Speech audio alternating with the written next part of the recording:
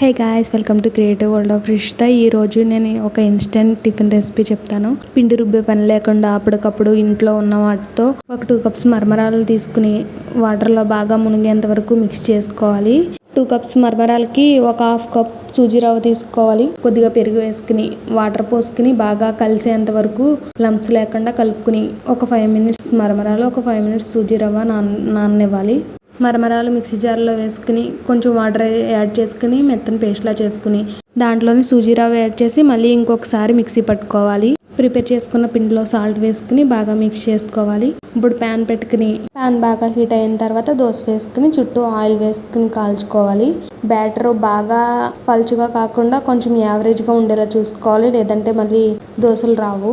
నేను కూడా for the first time try చేశాను, బట్ సక్సెస్ఫుల్గా వచ్చింది. చాలా బాగా వచ్చింది, మెత్తగా చాలా సాఫ్ట్గా ఉంది. తింటుంటే ట్రై చేసి ఎలా వచ్చిందో కామెంట్ చేయండి. Please guys subscribe.